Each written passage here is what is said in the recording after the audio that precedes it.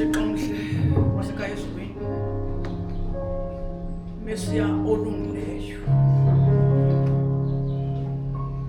siyakumema nabo bantwana bakho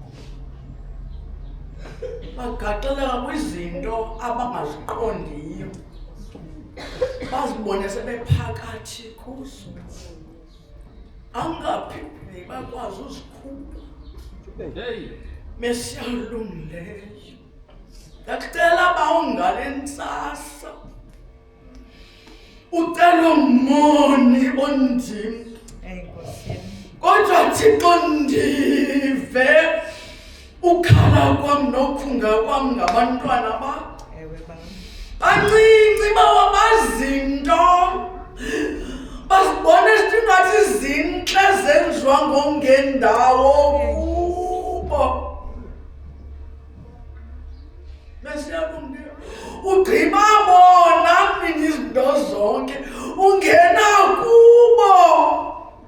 Thixo ndiyakuthandaza, zibizwe ngamagama, abanye bareyitshwa ngootata babo.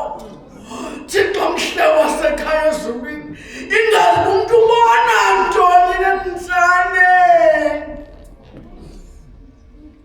Thixo mhle khawungenelele ke Thixo nabantwana bakho, ngene bafihle mnini izinto zonke, abonelele ithemba ngaphandle kwakho, sifihlele bona Thixo.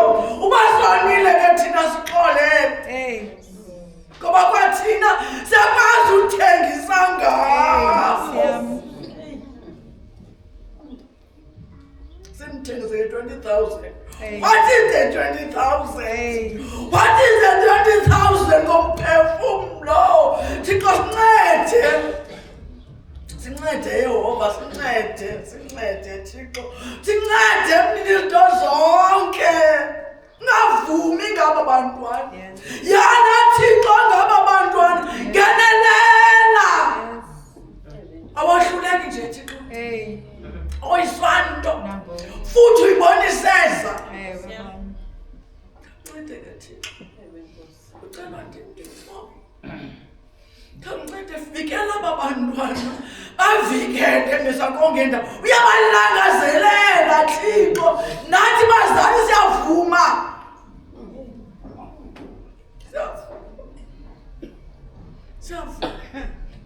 siyavuma ngabantwana bethu. Umzali utsho umthengisa, wakava umntana uthengiswa yi-orange nomntana. Liapile umntana, awucinga 9 months or 10 months. Wow, Thixo sincede, suvuma Yehova, suvuma Thixo, ungavumi Yehova. Ndiyakuthandaza, uthandaza sisonke sindim, kodwa ndiyakucela ndive ukhunga kwam nokukhala kwam kuwe ngalo mzuzu, ngoYesu obuyayo. Amen.